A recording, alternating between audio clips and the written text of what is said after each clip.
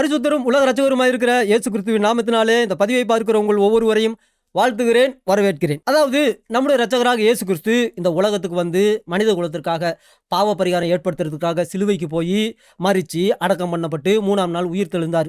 உயிர் தெழுந்து பரமேறி போனார். அப்படி பரமேறி போகும் பொழுது நான் திரும்பவும் வருவேன், இந்த நற்செய்தியை இந்த உலகம் முழுவதும் போய் சொல்லுங்க அப்படின்னு சொன்னார். அப்போ யாரெல்லாம் அந்த நற்செய்தியை கேட்டு இயேசு கிறிஸ்துவ விசுவாசித்து அவருடைய கட்டளையின்படி கற்பனைகளின்படி பரிசுத்தமாக வாழ்கிறாங்களோ அவங்களுக்கு சோனபதி அந்த சொர்க்கராஜ்ய வாழ்க்கை யுகாயுகமாக வாழுகிற அந்த வாழ்க்கை கிடைக்கும். இல்லை அதை நாங்கள் ஏற்றுக்கொள்ள மாட்டோம், நாங்கள் அந்த பாவத்தோடு தான் வாழ்வோம் அப்படின்னு இருந்தாங்க அப்படின்னா அவங்க கடைசியில் நரகத்துக்கு போயிடுவாங்க அப்படின்னு சொல்லியிருந்தார். அதனால அவருடைய சீசர்கள் உலகம் முழுவதும் போய் சுவிசேஷம் சொல்ல ஆரம்பித்தாங்க. அப்படி சுவிசேஷம் சொல்லும்போது கிட்டத்தட்ட ஒரு 500 வருஷமாக உலகம் முழுவதும் சுவிசேஷம் சொல்லப்பட்டுக்கிட்டு இருக்கு. அப்படி இருக்கும் பொழுது ஒரு 500 வருஷம் கழித்து அரேபிய தேசத்தில் வந்து போய் இயேசு கிறிஸ்து பற்றி சொல்ல அந்த நேரத்தில் ஒரு குரூப் வராங்க. வந்து என்னையா இயேசு கிறிஸ்து என்னமோ கடவுள் சிலுவையில் அறையப்பட்டார் அப்படின்லாம் சொல்லிக்கிட்டு இருக்கீங்க, அவர் ஒரு மைட்டியஸ்ட் மெசேஞ்சரியா, அதை பற்றி எங்களுக்கு தெரியும், ஆனால் கடவுள் கிடையாதுயா, ஏமாந்து போகாதீங்கயா அப்படின்னு சொல்ல இதை கேட்டதுமே கிறிஸ்தவர்கள் ஆச்சரியப்பட்டு போயிட்டாங்க. யார் உங்களுக்கு சொன்னது அப்படின்னு கேட்க உடனே எங்களுக்குன்னு ஒரு நபி இருக்காரியா, வந்துட்டாரியா, அவர் ஒரு புது மதத்தை ஆரம்பிச்சிருக்கிறாரு. காபாவை சுற்றி 360 கடவுள் இருந்துச்சு தெரியுமா, அதில் ஒரு அல்லாத்து அப்படிங்கிற ஒரு கடவுள், அதை வந்து தெய்வமாக வணங்குற அப்துல்லாவினுடைய மகன் தாயா எங்கள் முகமது, அவர் தான் அல்லா தான் கடவுள், அதனால இயேசு கிறிஸ்து வந்து சிலுவையில் மறிக்கலை அப்படின்லாம் சொல்லியிருக்காரியா, போய் அவர்கிட்ட கேளியா அப்படின்னு சொல்ல அந்த நேரத்தில் கிறிஸ்தவர்கள் போய் முகமதுகிட்ட கேட்க, ஐயா என்னையா என்னமோ இயேசு கிறிஸ்து சிலுவையில் மறிக்கலை அப்படின்னு உங்கள் பாட்டுக்கு என்னமோ அடிச்சு விட்டுருக்கீங்களே, என்ன விஷயம், எங்கே படிச்சீங்க, யார் சொன்னது அப்படின்னு கேட்க அப்போ அவர் சொல்லியிருக்காரு, நான் எங்கே படித்தேன், எனக்கு தான் படிக்கவும் தெரியாது எழுதவும் தெரியாது, ஆனால் ஜிப்ராயில் வந்து என்கிட்ட சொன்னாப்ல அப்படின்னு சொல்லியிருக்காப்ல. போச்சு அன்னைக்கு ஆரம்பித்த பிரச்சனை. அப்போ பவுல் வந்து வேற ஒரு சுவிசேஷம் எழுதப்படும் அப்படின்னு ஏற்கனவே எச்சரிப்பு கொடுத்துருந்தாரு. அதே போல் அதுக்கடுத்து இயேசு கிறிஸ்து சிலுவையில் மறிக்கலை, அவர் வந்து ஒரு மைட்டியஸ்ட் மெசஞ்சர் அவ்வளோதான் அப்படின்னு சொல்லி வேற ஒரு சுவிசேஷம் எழுதப்பட்டது. அதுக்கப்புறம் 1400 வருஷமாக அந்த மதத்தை சேர்ந்தவங்க உலகம் முழுவதும் பயங்கரவாதத்தையும் தீவிரவாதத்தையும் செஞ்சு எங்கே பார்த்தாலும் தற்கொலைப்படைகளாக மாறி இன்னைக்கு உலகத்தை ஒரு வழி பண்ணிக்கிட்டு இருக்கிறாங்க. அப்படி இருக்கும் பொழுது இந்த உபதேசம் போன நூற்றாண்டில் தான் பூதாகரமாச்சு. ஏன்னு கேட்டால் கிறிஸ்தவர்கள் தெரு தெருவா கிராமமாக போய் சுவிசேஷம் சொல்ல, அதுக்கு இடையில இவங்க வந்து கிடையாது இயேசு கிறிஸ்து சிலுவையில் மறிக்கலை நம்பாதீங்க அப்படின்னு சொல்ல அந்த நேரத்தில் அப்போலஜெட்டிக்ஸ் ஊழியம் இந்த நூற்றாண்டில் எழும்புச்சு, வெளிப்படுத்தப்பட்டது. அந்த நேரத்தில் உள்ள எல்லா அப்போலஜெட்டிக்ஸ் ஊழியத்தில் உள்ளவங்களும் என்னையா இயேசு கிறிஸ்து மறிக்கலைன்னு சொல்கிறீங்களே, அங்கே உங்கள் போதனையை கொண்டு வாங்க அப்படின்னு சொல்ல அப்போ தான் அவங்க குரானையும் ஹதீஸையும் கொண்டு வந்து கொடுத்ததும் அதை பார்த்து ஆச்சரியப்பட்டு, என்னையா அது இப்படிப்பட்ட கலாச்சார சீரழிவுகளாக இருக்கே, உங்கள் கண்மணி நாங்கள் இந்த வேலையை செஞ்சுருக்காப்லையே அப்படின்னு கேட்டிருக்கிறாங்க. இதை கேட்டதும் அவங்க பொங்கி எழுந்து, ஏண்டா எங்கள் கண்மணி நாயத்தை பற்றி தப்பாக பேசுறியா, கருவறுத்துருவோம் அப்படின்னு இருக்கிறாங்க. என்னையா சொல்கிறீங்க, இந்த போதனையை இப்படி இருக்கேன்னு சொன்னது தப்பாயா அப்படின்னு சொல்லு. எங்கள் கண்மணி நாயை எங்கள் உயிரினும் மேலானவரியா, எங்கள் அப்பாவை பற்றி பேசு, எங்கள் அம்மாவை பற்றி பேசு, என் குழந்தைய பற்றி பேசு, யாரை பற்றி பேசு, என் கண்மணி நாயத்தை பற்றி பேசுனா அறுத்துருவோம் அப்படின்னு இருக்கிறாங்க. அறுத்துருவாங்களாம். அதிசயம் தான். அதாவது இவங்க போதனையை நம்ம ஏற்றுக்கிறணுமா, இவங்க சொல்லுவாங்களாம் ஏற்றுக்கிறணுமா, ஆனால் அதில் கேள்வியெல்லாம் கேட்கக்கூடாதான், அந்த போதனையை கொடுத்தவருடைய வாழ்க்கையை குறித்து எதுவுமே நம்ம கேட்கக்கூடாதான். அதிசயமாக இருந்துச்சு. அதுக்கப்புறம் பார்த்தாங்க, ஆஹா ஒரு அதிசய பிறவிகள் பிறந்தாங்க, ஒரு அதிசய மதம் வந்துருச்சு, அதுக்குள்ளே இந்த உலகத்தை ஒரு வழி பண்ணிட்டாங்க. அப்படி இருக்கும் பொழுது நிறைய பேர் என்ன சொன்னாங்க அப்படின்னா, எங்கள் கண்மணி நாயத்தை பற்றி அவரை பற்றி நீங்கள் முழுசாக தெரியணும் அப்படின்னா நீங்கள் சவுதி அரேபியாவில் ஒரு வெப்சைட் இருக்குது, அதைத்தான் மிடில் ஈஸ்ட் ஃபுல்லாகவே அங்கே மதரசாக்கள்லையும் அங்கே எல்லா மசூதிகள்லையும் போதிப்பாங்க. அந்த வெப்சைட்டில் எங்கள் கண்மணி நாயத்திற்கு அல்லாஹ் கொடுத்த 16 விதமான சலுகைகள் அங்கே அதில் எழுதப்பட்டிருக்கு. அதை நீங்கள் படிச்சிங்கனாலே தெரியும், எங்கள் கண்மணி நாயகம் தான் முகமது தான் இந்த உலகத்துக்கு அனுப்பப்பட்ட கடைசி ப்ராப்பர்ட்டு அப்படின்னு உங்களுக்கே தெரியும், அதனால் அதை போய் பாருங்க அப்படின்னாங்க. அதனால் இந்த வீடியோவில் முகமதுவுக்கு அல்லாஹ் 16 விதமான இந்த உலகத்துக்கு மனித குலத்துக்கு யாருக்கும் கொடுக்காத, ஆதாம் காலத்திலிருந்து யாருக்கும் கொடுக்காத 16 விதமான சலுகைகளை கொடுத்துருக்காரு. யாருக்கு? இந்த முகமதுக்கு. அது என்னென்ன சலுகைகள் அப்படிங்கிறது தான் அதிசயமும் ஆச்சரியமாக இருக்குது. அதை முகமது சொல்கிறாப்புல. சரி, இப்போ அந்த வீடியோ கிளிப்பை நம்ம பார்ப்போம். பார்த்து இந்த வீடியோ மூலமாக ஒருத்தர் ரசிக்கப்பட்டிருக்கிறாரு, அதை நம்ம பார்ப்போம். I think you know the website very well. Quran, KSU, KSU.edu.sa, Saudi Arabia. I think you are familiar with the website, right? Yeah, I know this website is Alright. it's the most trusted one when அதான் அதான் இந்த website. இந்த website ரொம்ப trusted one வெப்சைட்டாம். இஸ்லாமியர்களால் middle ஈஸ்டில் இருக்கிற உலகம் முழுவதும் இருக்கிற இஸ்லாமியர்களால் ரொம்ப நம்பப்படுகிற ஒரு வெப்சைட்டு. குரானுடைய விளக்கத்தை அந்த ஹதீஸ்களில் விளக்கத்தை பார்க்கணும்னா இந்த தப்சீரில் போய் பார்க்கலாம். இந்த வெப்சைட்டில் போனால் விளக்கமாக எழுதப்பட்டிருக்குமா. you want to look for tafsir. That's wonderful. Okay. And this is Tafsir al-Qurtubi. Let us go down. And as long as you speak Arabic, that's really wonderful. அப்போ இந்த இஸ்லாமியருக்கு அரபி மொழி நல்லா தெரியுது. You will find this. The privilege of the Prophet. They are counting the privilege of the Prophet. இப்போ அல்லாஹ் முகமதுக்கு கொடுத்த அந்த சலுகைகளை நம்ம இதில் எழுதப்பட்டிருக்கு. நம்ம பார்க்க போகிறோம் 16 விதமான சலுகைகள். The number one is the best of the booty. அப்போ முதலாவது என்ன அப்படின்னா பெஸ்ட் ஆஃப் த பூட்டி. பெஸ்ட் ஆஃப் த பூட்டி அப்படின்னா முகமது கிட்ட 10,000 பேர் இருந்திருக்கிறாங்க. அந்த 10,000 பேருக்கு வேலை என்ன, முகமது 23 வருஷம் தான் நபியாக இருந்தாராம், 86 யுத்தம் செஞ்சுருக்கிறாராம். அப்போ அதை எங்கே போனாலும் யுத்தம் செய்கிறது தான் வழக்கம். அப்போ ஆம்பளைகள்லாம் வெட்டி கொண்டுட்டு பெண்களையெல்லாம் அடிமைகளாக கொண்டு வந்துருவாங்க. அதோடு கூட அவங்க சொத்து சேர்த்து வச்சிருக்கிற எல்லாத்தையும் கொண்டு வந்துருவாங்க. அதில் பெஸ்ட்டானதை பூட்டினா கொள்ளையடிச்சது அந்த கொள்ளையடிச்சதில் பெஸ்ட்டானதை முகமதுக்கு கொடுத்துடணுமா. இது அல்லாஹ் முகமதுக்கு கொடுத்த ஒரு முதலாவது சலுகை. Does it say that or I'm lying? Safiyul Maghna. Yeah. Okay. The best of the அப்போ அவரே சொல்லிட்டாரு, ஆமா அதான் உண்மை. booty. Number two. ரெண்டாவது என்ன அப்படின்னா الاستبداد بخمس الخمس أو الخمس. He will have all inclusive. The fifth of the booty. Is that correct? அதோட கூட கொள்ளையடிச்சதுல 105% யாருக்கு, முகமதுவுக்கு. இது ரெண்டாவது சலுகை யாரு, அல்லாஹ் கொடுத்துருக்காப்ல. இவங்க போய் கொள்ளையடிப்பாங்க. கொள்ளையடிச்சதை என்ன கொண்டு வந்தாலும் பெஸ்ட்டானதை அவர் எடுத்துக்கு வரான். அது ரொம்ப அழகானது, மேன்மையானது, உயர்வானது, அந்த மாதிரியான வைரங்கள், வைடூரியங்கள் இதெல்லாம் யாருக்கு, முகமதுக்கு. அதுபோக 5% 105% கொடுத்துரு யாருக்கு, முகமதுக்கு. Yeah, that's correct. Yeah. All right. அப்போ அவர் சொல்கிறாப்புல, ஆமாம் உண்மைதான், இதை நான் சின்ன வயசுல இருந்தே எனக்கு தெரியும், நான் படிச்சிருக்கேன் அப்படிங்கிறாப்புல. Thank you. Then they continue and then they say الرابع الزيادة على 4 نسوة to increase more than 4 wives. அப்போ அதாவது எல்லா மற்ற மும்மின்களுக்கு வெறும் 4 மனைவிகள் தான். ஆனால் முகமதுக்கு மட்டும் 4க்கு மேலே அவர் கல்யாணம் பண்ணிக்கலாம் அப்படிங்கிறது அல்லாஹ் முகமதுக்கு கொடுத்த ஒரு சலுகை. Correct? Mhm. الخامس أن அப்போ அதிசயப்படுறாப்புல, ஐயோ வெளியில தெரிஞ்சு போச்சா அப்படின்னு. النكاح بلفظ الهبة, which means he do not need to get married. The woman, she said, take me, she's his. போச்சு. நல்லா கவனிங்க, முகமது மேரேஜ் பண்ணணும் அப்படின்னு அவசியம் இல்லையாம். மேரேஜ் ஃபங்க்ஷனோ ஏதோ அப்படின்னு பண்ணணும் அப்படின்னு அவசியம் இல்லையாம். எந்த உமனாவது என்னை எடுத்துக்க, என்னை கொண்டு போங்க நபியாரே, என்னை கொண்டு போய் உங்களோட வச்சுக்கோங்க அப்படின்னு சொன்னால் அதுக்கடுத்து அந்த பெண்ணு முகமதுவுக்கு சொந்தமா. அப்போ இதை எப்படி சொல்கிறது, இதை வப்பாட்டின்னு தான் சொல்லணும். ஏன்னு கேட்டால் இவருக்கு கல்யாணம் பண்ண வேண்டிய அவசியம் இல்லை. இவர் எந்த உமனாவது என்னை எடுத்து கொண்டு போ அப்படின்னு சொன்னால் இவர் கொண்டு போய் வீட்டில் வச்சுக்கிறவாரா மனைவியா. அப்படிப்பட்ட சலுகையை, அதிகாரத்தை அல்லாஹ் முகமதுக்கு கொடுத்துருக்கிறாராம். சரி, Okay. அப்போ ஓகே அப்படிங்கிறாப்புல, இதான் எனக்கு தெரியுமே அப்படின்னு. Number 6, to have sex with the women without the permission of her parents. அப்படி போடு. அப்போ 6வது ஒரு பெர்மிஷன் என்ன அல்லாஹ் முகமதுக்கு கொடுத்துருக்கிறாரு அப்படின்னா, எந்த ஒரு பெண்ணையும் அவர்களுடைய பேரண்ட்ஸ், பெற்றோர்களுடைய அனுமதி இல்லாமல் இவர் என்ன செஞ்சுக்கலாமா, பாலுறவு கொண்டுக்கலாமா. இவர் போய் பெற்றோர்களுடைய அனுமதி கேட்க தேவையில்லையா, உங்கள் மகளோட நான் இருந்துக்கிட்டா அப்படிங்கிற மாதிரியான அனுமதியெல்லாம் கேட்க தேவையில்லையா. நேராக இவருக்கு பிடிச்சிருந்தா போய் எந்த பெண்ணுடையும் அவர் தாராளமாக உடல் உறவு கொண்டுக்கலாமா. அதை யாரும் கேட்கறதுக்கு உரிமை கிடையாதான். இப்பேற்பட்ட சலுகை இந்த உலகத்தில் யாருக்கும் கொடுக்கல, ஆனால் எங்கள் கண்மணி நாயத்துக்கு அல்லாஹ் கொடுத்துருக்கிறாரு அப்படின்னு இந்த வெப்சைட்டில் தெளிவாக எழுதப்பட்டிருக்கு. அது போக Yeah, النكاح بغير ولي. அவரும் சொல்கிறாப்புல, அது உண்மை தான், நிக்கா செய்யணும்னுலாம் ஒன்றும் அவசியம் கிடையாது. நேராக ஒரு வீட்டுக்கு போனார்னா அவருக்கு பிடிச்சிருந்துச்சுன்னா அந்த பெண்ணோட அவருக்கு உடல் உறவு கொண்டு போவார். அங்கே உள்ள பெற்றோர்கள் அதையெல்லாம் கேட்கக்கூடாது. Thank you. This is a privilege only for all about sex. அதான். அப்போ இந்த ப்ரிவிலேஜ், இந்த சலுகை யாருக்குடா அப்படின்னா, இது சலுகையா. இது சலுகை யாருக்கு அப்படின்னா முகமதுவுக்கான். ஆனால் இது எல்லாமே செக்ஸை பற்றி தானையா இருக்குது அப்படின்னு கேட்குறாப்புல. யோசிச்சு பாருங்க, திடீர்னு ஒரு மனுஷன் அவர் எத்தனை மனைவிகள் வேணாலும் கல்யாணம் பண்ணிக்கலாம். இது போக எந்த பெண்ணாவது என்னை கொண்டு போங்க அப்படின்னு சொன்னால் இவர் வீட்டில் கொண்டு வந்து வச்சுக்கலாம். இது போதாதுன்னு எங்கேயாவது போகிற வழியில் ஏதாவது ஒரு பொண்ணை பார்த்தாருன்னா அந்த பெண்ணோட உடலுறவு கொள்வார். அவங்க பெற்றோர்கள்லாம் வந்து அதெல்லாம் கேட்கக்கூடாது. அதிசயமாக இருக்கே அப்படின்னு ஆச்சரியப்பட்டிருக்கிறாங்க. Then number 7, النكاح بغير صداق, without paying. அப்போ இவர் வந்து கல்யாணம் பண்ணுவாராம், ஆனால் இவர் வந்து டவுரி கொடுக்கணும்னு ஒன்றும் அவசியம் இல்லையா. Do sleep with women without paying them.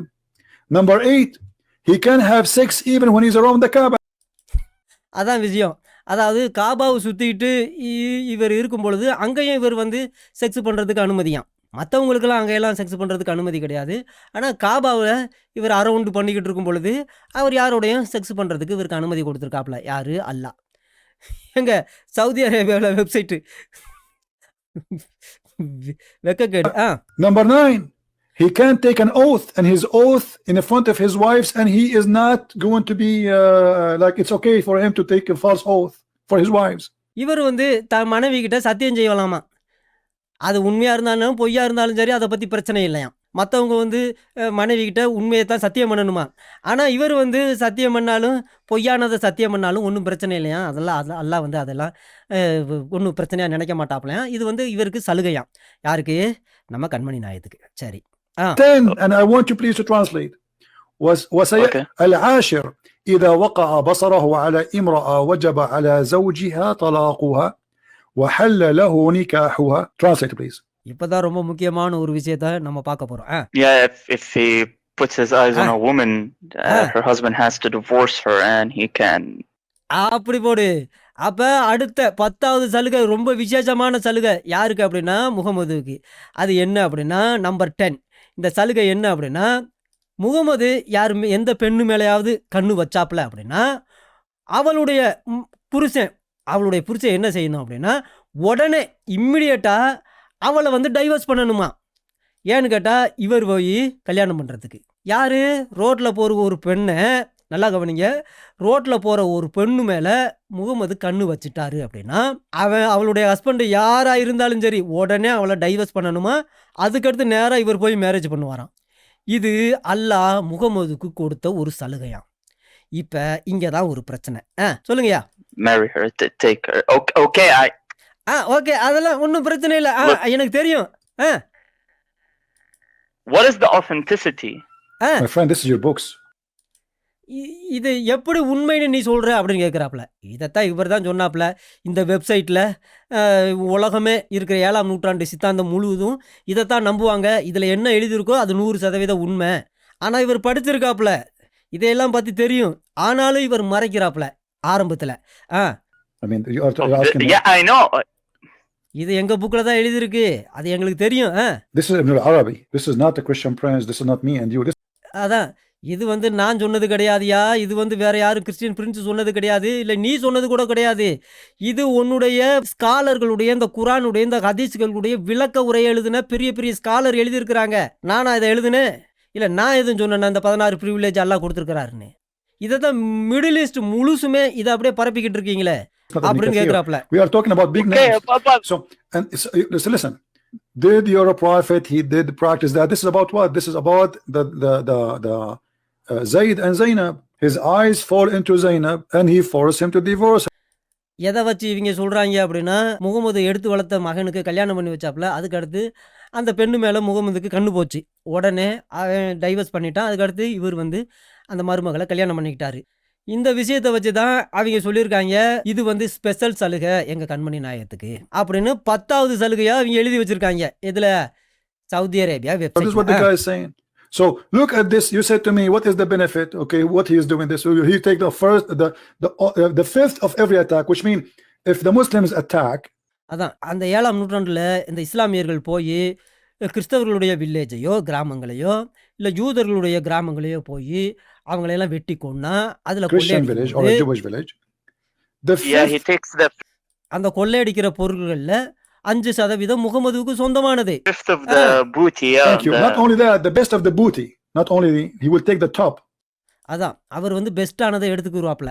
Safiyul Maghanim. You know what Safiyul Maghanim mean, right? The best, like the biggest TV, the biggest car, right? So what you are telling me? Obviously, he's a gang leader. அதைத்தான் சொல்றாப்புல இவர். இவர் வந்து ஒரு gang லீடராக தானே இருந்திருக்காப்புல. அல்ல இவர் gang லீடரை தானே வச்சு கேங் லீடர்கள் தான் கொள்ளையடிச்சதுல இப்படி பங்கு போடுவாங்க. எனக்கு 5% கொடு, பெஸ்ட்டானதெல்லாம் எனக்கு தான் சொந்தம். அப்போ கிறிஸ்தவர்களுடைய வில்லேஜில் யூதர்களுடைய வில்லேஜில் போய் அங்கே கொள்ளையடிச்சதெல்லாம் முகமதுக்கு 5% கொடுத்துடணுமா. அங்கே பிடிச்சிட்டு வந்த எல்லா அடிமைகளும் அதில் ரொம்ப விசேஷமானவங்க முகமதுக்கு And சொந்தம். now, not only that, I mean, why a prophet of God? He see with my respect to your family, Mr. Muhammad. I'm not trying to insult, or let us say me, so you don't be offended. Let us say I'm a Muslim and I'm married, and my wife, she walk in the front of the prophet, and then the prophet, he saw my wife, and now I have to divorce her so he can sleep with her. அதான் விஷயம். கொஞ்சம் நீ யோசிச்சு பாரியா, நீ கல்யாணம் பண்ணுற உன் பொண்டாட்டியை, திடீர்னு உன் பொண்டாட்டி கடைக்கு நடந்து போகுது. அந்த நேரத்தில் முகமது உன் பொண்டாட்டியை பார்க்குறாப்புல, பார்த்த உடனே அவர் மேலே உன் பொண்டாட்டி மேலே கண்ணு போயிடுது. உடனே நீ வந்து டைவர்ஸ் செய்யணுமா? அதுக்கடுத்து நீ டைவர்ஸ் செஞ்சால் அவர் வந்து உன் பொண்டாட்டியோட வந்து படுத்து தூங்குவாராம். இது எந்த விதத்தில் நியாயம் அப்படின்னு கேட்குறாப்புல. Be honest with me. Is that அப்போ அதனால ஹானஸ்டாக சொல்லு, இது சரியா? right? நீ அதை To do. செய்வியா? நீ ஏற்றுக்குருவியா? Yeah, that's சொல்லு சொல்லு ஐயா, சொல்லுங்கய்யா. uh, இல்லைன்னு சொல்லுங்க. like me. Ah, Personally, I wouldn't do. பெர்சனலாக நான் வந்து அதை ஏற்றுக்கிற மாட்டேன். அப்போ இவர் மனைவி வந்து ரோட்டில் போகும்போது முகமதுடைய கண்ணு அவங்க மனைவி மேலே பட்டுச்சுன்னா உடனே இவர் டைவர்ஸ் எல்லாம் செய்ய மாட்டேன், அதை ஏற்றுக்கிற மாட்டேன் அப்படிங்கிறாப்புல. ஆனால் இதைத்தான் மிடில் ஈஸ்ட் முழுவதும் போதனையாக கொடுத்துக்கிட்டு இருக்காங்க. எங்கே? அங்கே உள்ள மதரசாக்களில், அங்கே உள்ள மசூதிகளில். இதை குறித்து முகமதை குறித்து ரொம்ப மேன்மையாக நினைக்கணும், உயர்வாக நினைக்கணும் அப்படிங்கிறதுக்காக இந்த மாதிரியான விஷயத்தையெல்லாம் வேறு சொல்லியிருக்கிறாங்க. அதனால தான் இந்த முகமது பற்றி எந்த விஷயத்தை நம்ம கேட்டாலும் அறுத்துருவோம், குண்டு வச்சுருவோம், என்னென்னமோ சொல்லிக்கிட்டு இருக்காங்க. That I wouldn't do that. But what ah guarantees you that that might happen? You know, because at the end, if you look at it, he's a prophet. அப்படி போடு. அப்போ இவர் சொல்கிறாப்புல, சின்ன வயசுலேருந்து இவருக்கு நம்ப வச்சுருக்கிறாங்க. அவர் வந்து ஒரு ப்ராப்பர்ட் ஆச்சே, அவர் வந்து ஒரு நபியாச்சே, ஏன் இதை அனுமதி கொடுக்கக்கூடாதா அப்படின்னு வேற கேட்குறாப்புல. இது நடக்கலாம், நான் ஏற்றுக்கிற மாட்டேன். ஆனால் அது ப்ராப்பர்ட்டாக இருக்கும் பொழுது அல்லாஹ் கொடுத்துருக்கிறதுல என்ன தப்பு இருக்குது அப்படின்னு கேட்குறாப்புல. அப்போ இவருக்கு அப்படி போதனை செஞ்சுருக்கிறாங்க. இது தவறு கிடையாது, இது அல்லாஹ்வினுடைய விருப்பம். அவர் வந்து பெஸ்ட்டு ஆஃப் த எல்லா ப்ராப்பர்ட்டிலையும் அவர் தான் பெஸ்ட்டாக, டியரஸ்ட் ப்ராப்பர்ட்டாக. அதனால இந்த மாதிரியான சலுகைகள்லாம் கொடுத்துருக்குறாங்க. ஆனால் பெர்சனலாக அவர் ஏற்றுக்கிற மாட்டாராம். சரி, What the prophet? Okay, say here we go. So God has to keep him away from, Away from maybe what? getting seduced by other people or stuff like He is this. seduced already. Look at this. A woman walk by, he want to have her. I mean, the guy is already married. He have 13 wives, அதானே ஏற்கனவே and he have many 13 sex slaves. அது போக sex slaves வேற ஏகப்பட்டது வீட்டில் So இருக்கு. why he want to have a married woman? அதனால எதுக்காக இன்னொருத்தனுடைய மனைவி எதுக்கு வேணும்? என்னையா இது அதிசயமா இருக்கு? It's not enough what you have. அதானே, இது போதலை, இது இருக்கிறது போதலையா? ரோட்டில் போகிற அடுத்தவனுடைய மனைவி வேற வேணுமா அப்படின்னு கேட்குறாரு. He's not like a single guy. He cannot find a woman to marry him. And how in the world a woman, she is married, she have a husband, just because your eyes fall into her? அதானே, ஏற்கனவே கல்யாணமான ஒரு பொண்ணு ரோட்டில் மாலில் எங்கேயாவது நடந்து போய்கிட்டு இருக்கு. இவர் கண்ணு பட்ட உடனே புருஷன் வந்து உடனே இது டைவர்ஸ் பண்ணிடணுமா, இவர் கூட்டிகிட்டு போயிடுவாரா வீட்டுக்கு. You force the இது வந்து ப்ரிவிலேஜாக அல்லாஹ் கொடுத்ததான். husband to divorce her so he can have her immediately. إذا وقع بصره على امرأة وجب. You know what wajaba mean, right? வஜபா அப்படின்னு ஒரு வார்த்தை இருக்கும், அது மஸ்டான், உடனே இம்மிடியட்டாக, அது அவசியமா, அங்கே கேள்வியெல்லாம் கிடையாதான். It's a must. It's a must for her husband to divorce her. அதான் இது வந்து அவசியமானது, ரொம்ப அவசியம், தவிர்க்க முடியாது, கேள்வி கேட்க முடியாது. உடனே டைவர்ஸ் பண்ணிடணுமா யாரு? சொந்த பொண்டாட்டிய.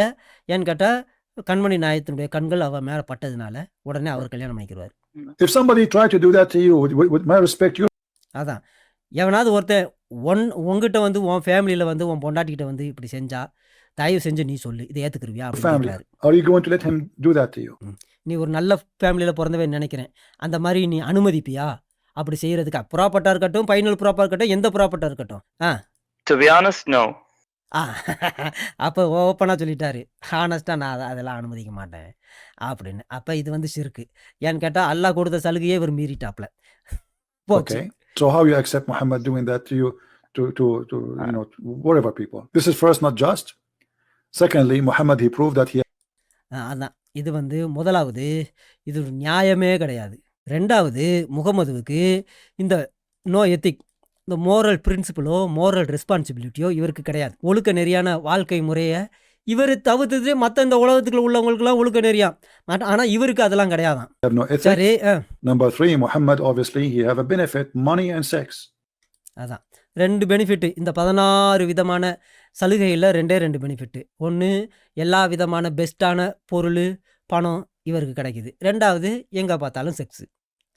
அதைத்தான் எல்லாரும் கேட்டிருக்கிறாங்க, என்னையா இது எங்கே பார்த்தாலும் செக்ஸும் காசுமா இருக்கு, இது என்ன அப்படின்னு. அதை கேட்டால் தான் கருவறுத்துருவோம்டா அப்படிங்கிறாங்களாம். சரி, From this religion he's not serving God, he's serving himself. அதான் இது கடவுளுக்கு சர்வ் பண்ணுறேன், நான் சர்வெண்ட் ஆஃப் காடு செய்கிற வேலையே இல்லையே. இதை பார்த்தா தனக்குத்தானே சர்வ் பண்ணுற மாதிரிலாம் இருக்குது. இந்த சலுகையெல்லாம் பார்த்தா தனக்குத்தானே அல்ல கடவுளுடைய பேரை சொல்லி தனக்குத்தானே சர்வ் பண்ணுற மாதிரி தானே இருக்குது. இந்த உலகத்தில் சர்வெண்ட் ஆஃப் காடுன்னு எத்தனையோ பேர் இருக்கிறாங்க. எல்லாம் கடவுளுக்கு ஊழியக்காரங்களா ஊழியம் செஞ்சாங்க. ஆனால் இவர் செஞ்ச ஊழியத்தை பார்த்தா தனக்குத்தானே ஊழியம் செஞ்ச மாதிரி இல்லை இருக்குது அப்படின்னு கேட்குறாப்புல.